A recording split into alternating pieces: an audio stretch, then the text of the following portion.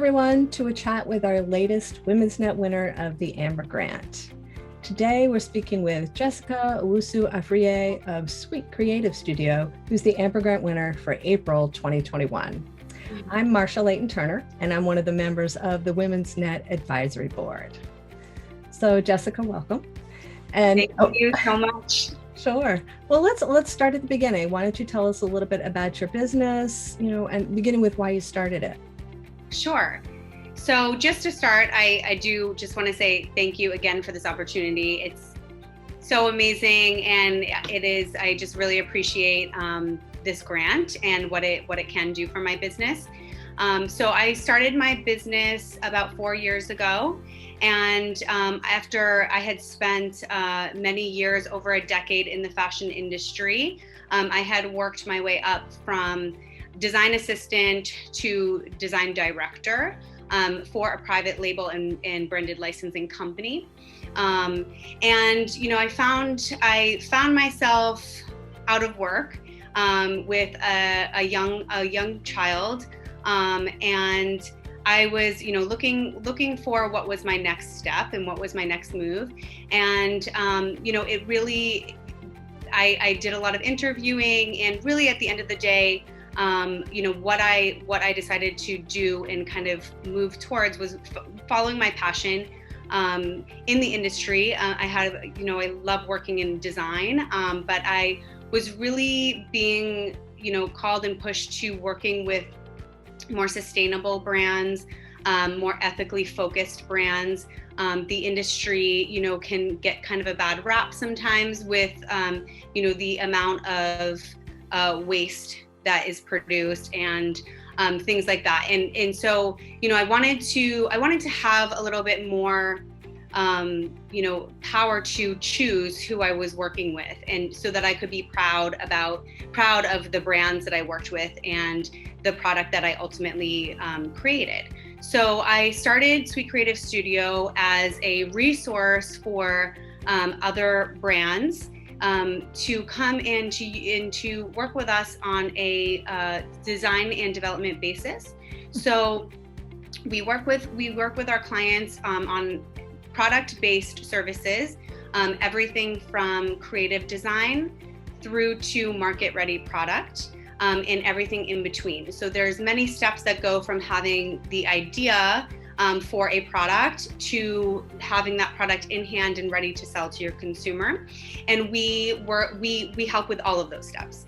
So our team is very experienced and well versed in creative design, technical design, sourcing materials, sourcing manufacturers, negotiating and communicating with the manufacturers on our clients' behalf as well, and everything else that is involved. So we focus on a few categories, namely intimate apparel is one of our niche categories, swimwear and activewear, those are our three biggest categories. We also work with ready to wear, which is our everyday clothing, and some accessories as well. And as a company initiative, sustainability is really important to us. It is definitely the way of the world. It's the way the industry is and needs to go. So that is something that we work to implement within our clients' brand development wherever we can. Regardless of whether or not the brand is specifically looking to be a sustainable brand, or if it's just, making better choices where we can. I'm just going to ask a question. So yeah. Just so that I'm picturing the process. So let's say I'm a big name swimwear company, and I know that we want to create a new line and we're looking for support. So I can come to Sweet Creative Studio and ask for help in developing something totally new, right? And you can guide me in sustainable options or something. If my goal is to become more sustainable, you can point me to other resources that are going to help me. Is that right? Absolutely. So we work with companies and clients of all sizes. So we work with clients that are established, and have their own maybe internal teams, but are looking for an outside resource as a private label option for maybe a new category, or maybe, like you said, to incorporate sustainability if they are not already doing it in-house. Even the largest brands out there, typically will have some level of external resources for design and development, in addition to their in-house resources in their in-house teams. And then all the way down to pre-launch businesses as well. We work with clients that haven't even gone to market yet. Maybe they just have an idea of the product they want to create, and they may not have the technical design background, they may not have the creative design background to kind of refine their design to make it something that is marketable and viable. And so we work with people across the map as far as stages of either development or brand growth. This isn't a question that you are necessarily prepared for, so don't but it just, I'm so interested in this topic because we hear so much about like the H&M and the fast fashion. Sure. And how terrible it is for the environment. Do you see rising demand for more sustainable options sort of as a backlash against this fast fashion? Yes, absolutely. The category, the sustainable fashion category has been something that's been growing for a long time. So there's a lot of talk about it right now, but it did not just start. It didn't start 2 years ago or 5 years ago. It started, honestly, decades ago, but it's been building steam. And for sure, the last 10 years, it's really been, there's been some gasoline on that fire, and people are really starting to pay attention, from the consumer level as well as from the manufacturer level. Mm-hmm. And that's, one of the most important aspects, because the consumer demand, we have to show that, it's something that's wanted. And then we have to, pressure and put the responsibility also on the manufacturers in order to choose better options, right? So use less toxic chemicals or non-toxic chemicals rather in the dye process. Can we use less water, in the development process?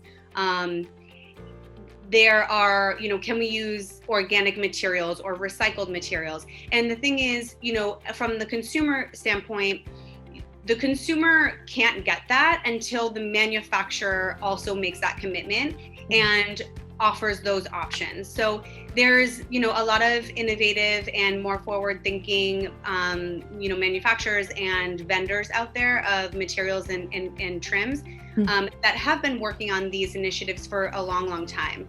So we're kind of getting to the place where demand and possibility is starting to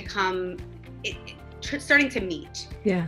So, we're able to really start buying into more sustainable options, whether it be, a less toxic option or a more natural option. People are doing amazing things with recycling for sure. With new natural fibers, or working with natural fibers in a new way. And also looking to eliminate animal products in the process as well. There's amazing companies out there that are working with, vegan leathers that are, not our 20 years ago polyurethane leather that is, it is vegan, but it wasn't the better option. Mm-hmm. Now it's becoming the better option, right? So it's being made out of cactus or mushroom, coconut leaf, all these interesting, amazing things. So we being experts in the industry, we've had our, finger on the pulse of this movement for, 15 years, and we're able to kind of help brands and support them into, first of all, knowing that these options are out there, and then finding them, and also cultivating them, over the course in the life of a brand, by kind of entering into the sustainability category where we can today. And then, seeing it and growing with it as the options and, the possibilities and technologies grow as well, because it is an ever-changing category. And so the demand is definitely there. I think the consumer is very used to fast fashion. Yeah. We've gotten very used to it, and the price point specifically. So that's a hurdle, because I think, most consumers want a more sustainable option, but they want it to be the same price. Yeah. So that's kind of, I think, where the industry is now, trying to work on making that happen. And eventually it will happen. Eventually it 100% will happen. But we are kind of inching our way there. Sounds like an exciting time to be in the industry when all this change is happening. It sure is. It's definitely, it's a fun industry in general. It's very grueling. It's very, it's challenging, but it is very fun. It's very rewarding. And there's so much change. There's definitely a major shift in the industry right now. Also shift towards even kind of disruptor startup brands. There's a major opportunity for startup brands to kind of enter and, do something new and put their spin on it and really, make a big difference. Well, what do you think has been the secret to your success so far? So the secret to my success, I'm not sure if it's ultimately a secret, but I think, my goal, I think, going into starting my company was really just to feel great about what I do.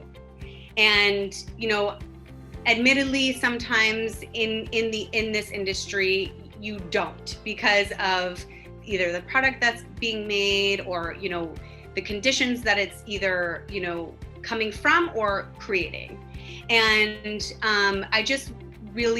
I wanted to be able to actively make a different choice within my career. And I felt that it had to be possible, to still be in this industry, but feel really good about what I'm doing, love the people that I work with.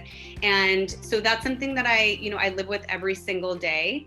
The clients that we work with are amazing. I have created, friendships with my clients as well. And ultimately, I really want to see them succeed and to build these great businesses, for themselves and their legacy, and something that can really change the market, and also just change, our idea of what's possible, and to know that there are ways to do things. There are other ways to do things than what we see being done necessarily at any given moment. So I think just trying to stay true to my passion and my belief in working with great people and wanting to leave a positive impact from what I do. Mm-hmm. Awesome.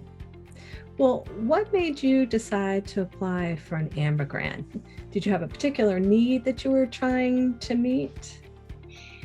Yes, actually. So I've been growing my team. Our business has been growing. We've, been lucky for sure to have had, come out of a really tough year, but, in a good place.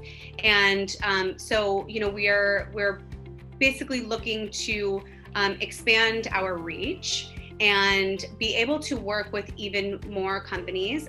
We currently work with 85% of our clients are women-owned businesses. And we really focus on, we really want to focus on kind of cultivating these women-owned businesses, minority-owned businesses, to be able to kind of see more inclusion and more representation in this industry in an impactful way. Mm-hmm. And in order to do that, we really need to grow our team as well. So the reason why I applied was really to help facilitate in that. With any company growth, there's a cost to growth for sure. So, building our team and what is involved with that, as far as, purchasing computers, purchasing new, additional software. Those are the types of things that, we really need to build out, and is a big upfront cost in order to do, but is also for our company, is important and necessary right now. Awesome. So it sounds like the $10,000 will allow you to start adding to your team immediately, hopefully. Yeah, absolutely. We have actually somebody starting in 2 weeks, which I am very excited about. I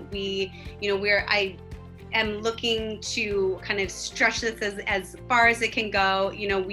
I'm sourcing, the things that we need, computers and things like that, that are either, secondhand or refurbished or whatever, so that we can, make this really go as far as we can and be able to, really leverage this opportunity for the growth that we need right now, and that I'm so excited to also bring to my clients and to other brands out there that are looking for our resource. Wonderful. Well, looking ahead even farther into the future, what are some future plans that you may have for the company? Like, 2 years ahead or 5 years ahead? Sure. So we are, sustainability is a major initiative going forward as well. So working to be more and more sustainable. I plan to start working with 3D prototyping. And so that is basically something that can cut out a step or two of sample making, which can save materials and wastage there. It can save, even lower your carbon footprint from shipping and transit and things like that. And also kind of help with expediting lead times for the sample and development process. So it's an exciting new direction that the industry is going in and starting to implement more and more. The software is quite costly, but that's something that we're working towards and working to develop and kind of get into in the next couple of years, as well as, just really bringing on and cultivating more brands that are really dedicated to making a social and ecological impact positively on the world. So those, really just growing our team. We're looking to also eventually start a scholarship program that is something that I, have been wanting to do for a very long time, because, ultimately starting a business in general, and an apparel brand specifically, is a big undertaking, and it can be very costly. And I think that, sometimes that is a barrier of entry that does not allow for, everyone to be able to kind of take that risk, even if they are maybe, they have a great point of view and they have, what it takes and the ideas that would be really, positioned to disrupt the market and do something really big. But because it is kind of it's a big load to take on to start, I would really love to build in a scholarship program to kind of bring on, maybe a couple of brands per year, and, get them to market and aid in their growth. Oh, that's exciting too. Yeah. And so we would be focusing, again, still on, the women and minority communities to kind of bring their ideas to life and be able to kind of pay forward, the opportunities that we've been given as well. Excellent. Well, do you have any advice for aspiring women entrepreneurs? Anything you learned along the way that you think might be useful or helpful? Sure. So, a piece of advice that I often pass on relating to business is, that we all know business is challenging. We know it's hard. It can be scary. And we have our ups and we have our downs. But, when it comes to business, you're never going to be as up or as down as you are forever. Yeah. Right? It's not permanent. Things come in waves. We have peaks, we have valleys. So I think it's most important to really enjoy the ups, but also prepare for the downs, because they will always come. But if you're prepared for it and you're resilient, you'll get through it and you will, live to see another day in business. But in the thick of things, sometimes when we're working on things so closely, it's really hard to see what we're accomplishing or what we're even getting through. And sometimes you just need a little bit of space to look back and then appreciate kind of, what you've achieved or what you've overcome. Very true. Good advice. Well, Jessica, thank you so much for taking a few minutes to share your story with the Women's Net community. And congratulations on being our latest Amber Grant winner. Thank you so much. I really appreciate it.